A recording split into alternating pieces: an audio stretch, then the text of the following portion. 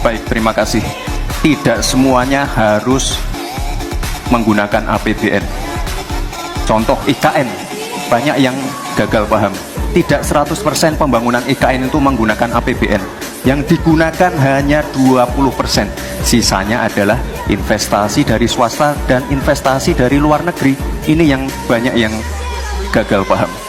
Lalu kita mengacu ke pertanyaan, infrastruktur fisik atau SDM, dua-duanya penting dan dua-duanya harus dijalankan secara paralel. Karena sekali lagi, untuk menuju Indonesia emas dibutuhkan generasi emas. Kita butuh future talents yang menguasai future. Tapi tadi saya tergelitik, anggaran untuk IKN itu hanya 20% dari APBN dan sisanya dari investor. Sejauh yang kita baca, sampai sekarang belum ada satupun investor yang masuk ke sana. Coba kalau ada sebutkan, sebutkan misalnya 2 atau 1 gitu, investor mana yang sudah masuk ke sana. Yang saya dengar justru ada ratusan ribu hektar tanah sudah dikuasai oleh pengusaha-pengusaha tertentu sekarang ini. Nah, saya setuju ke depannya itu agar mengundang investor. IKN harus diteruskan, tetapi pendanaannya harus sesuai dengan tujuan semula, bahwa itu sebenarnya mengundang investor. Tapi sekarang ini yang sudah jadi itu semuanya dari APBN, sehingga memang diperlukan langkah-langkah perbaikan agar warisan baik Presiden Jokowi ini bisa kita lanjutkan. Terima kasih. Jadi saya setuju bahwa yang paling penting bukan soal infrastruktur dulu atau SDM dulu. Yang paling penting dari ini adalah kemampuan membaca skala prioritas.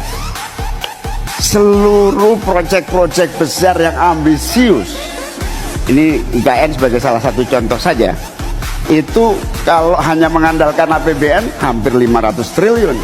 Padahal 1% saja dari 400 sekian triliun itu untuk bangun jalan seluruh Kalimantan beres, membangun seluruh kota-kota di Kalimantan beres.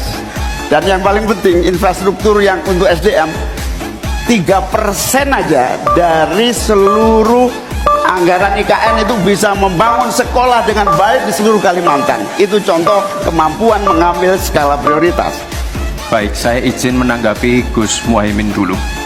Saya ingat sekali Gus Muhaimin dulu sempat ikut meresmikan dan potong tumpeng di IKN.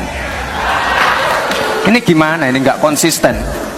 Dulu dukung, sekarang nggak dukung karena menjadi wakilnya Pak Anies yang mengusung tema perubahan. Sekali lagi Gus, mohon maaf, IKN ini bukan hanya membangun bangunan pemerintah, tapi juga sebagai simbol pemerataan pembangunan di Indonesia, sebagai simbol transformasi pembangunan di Indonesia. Dan untuk menanggapi Prof. Mahfud, Prof, mungkin nanti setelah pulang dari debat bisa di Google, sudah banyak yang masuk Mayapada, Agung Sedayu, dan nanti akan tambah lagi mungkin setelah Pilpres, karena mereka pasti akan wait and see melihat stabilitas politik di Indonesia. Terima kasih Prof.